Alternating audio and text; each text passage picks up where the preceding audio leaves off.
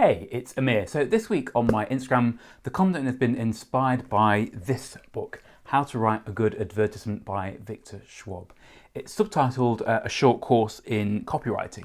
But if you've seen any of the Instagram content this week, you'll notice that I haven't focused on copywriting specifically. And that's because although copywriting is very important, and there's plenty to learn in that area, the principles in this book transcend that one skill and can be applied to lots of different areas. Fundamentally, the book is about persuasion and attracting the attention of your audience, helping them to grasp the advantages of your product or services, and ultimately converting them to becoming customers. So that process that I just described, I'm just going to put this book down now, that process that I've just described of attracting a prospect to them eventually becoming a customer is often depicted as a funnel. So there are several iterations of this idea here, but whether it's a loop, a triangle, or whatever, the principle that makes it work is the same, which is the development that that prospect has with you, the development of relationship. Because if their relationship doesn't evolve with you, they're going to lose interest, and someone else, a competitor or an alternative, will end up catching the eye of your prospect and you would have lost out. So we need to keep meaning more to our prospects and give them everything they need so they fully understand why we're their best option. But why this? Why the funnel? Why is this principle a truth we need to embrace? Why can't we just make people an offer at the start when we first come across them and then accept? Because we have to see things from their perspective to understand the answer to this. When they first come across us, they don't know who we are. And when we're making people an offer, what we're doing is asking for people to give us their money in exchange for a thing. We're asking them to place a lot of trust in us. This principle underpins a process of what I like to think of as switching on lights.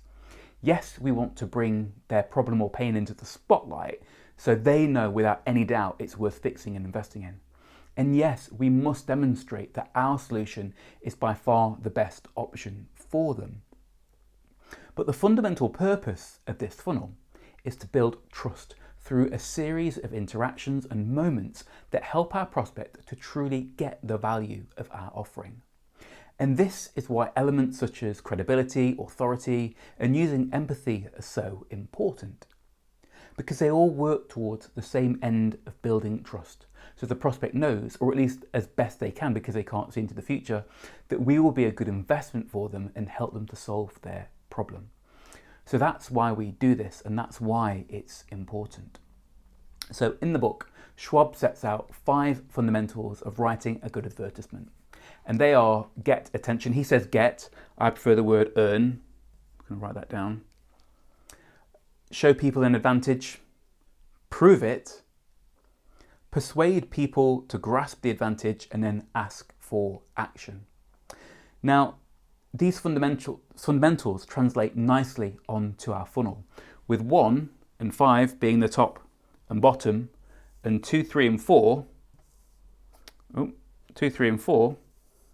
forming the middle of our funnel. So can you see, just by looking at those fundamentals, how if you were to create content that aligns with those points, how if you execute it well, the relationship that you're going to have with your prospect is going to develop and evolve. We're earning attention so that the prospect becomes aware of us, and we plant the seeds that we're worthy of their sustained attention. And then points 2, 3, and 4 are grouped together in the mid-funnel, which I like to think of as a process of switching on lights. And the process of the mid-funnel is to get the prospect to really understand that we understand them and their pain, what our solution is and why it's worked in the past. And again, fundamentally, it's building trust. Then at the bottom here is where we make an offer. And in practice, we'll want to reinforce the trust we've built to help to encourage the prospect to buy at this point. So let's go through each of these 3 phases and look at how we can earn attention, switch on lights, and convert prospects into customers. So phase 1 is earning attention. To me, earning is the key word here. We have to earn and keep the attention of our audience. It's a scarce thing. And when you think about it, people are giving you a finite resource. So we need to respect that and make sure that we deliver a reward for their attention. In the book, Schwab calls this a reward for reading. So how do we do this? Well, we have to make sure that our message is highly relevant and ideally useful in some way to our audience. In the book, Schwab says that our messaging to earn attention should act like a flag that guides our prospect to our content, has to cut through the noise. But how are we meant to know what kind of messaging will act like that flag? And how can we increase the odds that we'll create something that's useful and relevant to our audience? Well, it's another fundamental principle here, and that's knowing our audience, using empathy, and understanding what it is our audience wants, what their pains are, and the problems or hurdles they have in curing that pain. And then we look at how we can create messaging or useful content that helps them in some way. So for example, with me, I know that a lot of freelancers and small businesses, they want to do better marketing. And the pains they feel are confusion and a lack of clarity about their messaging and what they need to be doing, and then frustration when they don't get the results that they want.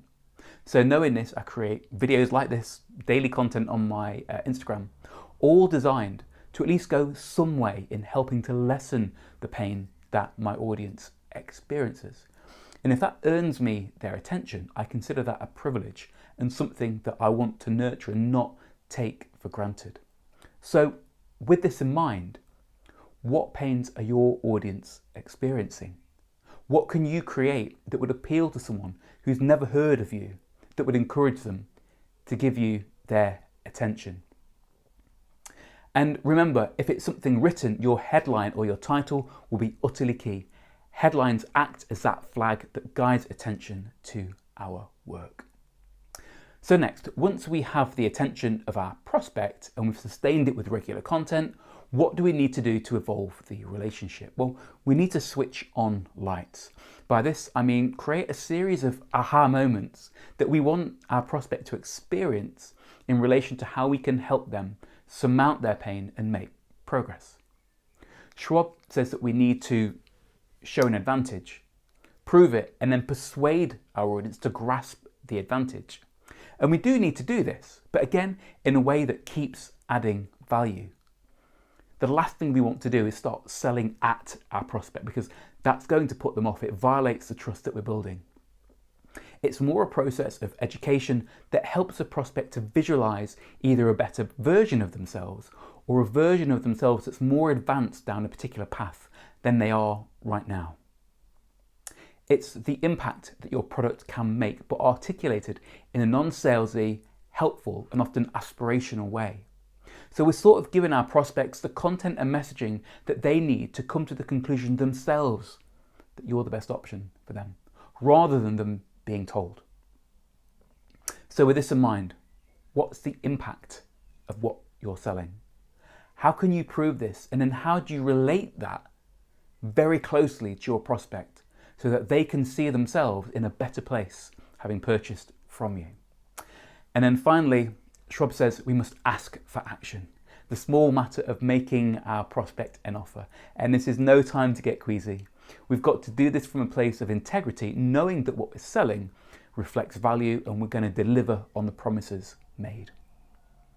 So we have to make it easy for people to buy and have a simple and clear call to action. If they don't buy, it doesn't automatically mean that they never will.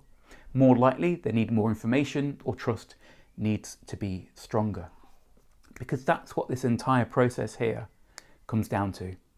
The absence of trust means no sale. Building trust takes time. It takes different stages and different types of content and messaging. But it starts with you knowing your audience well, using empathy to understand their pains, and then the value that you can add and how this must be positioned so it means something to your audience. Remember, attention is time and our time is limited. It's the one resource we can't replenish. So when you get and earn the attention of your audience, always try to reward it. Because if you don't, trust is diminished and you may not get a second chance. As ever, thank you very much for watching and feel free to reach out with any questions.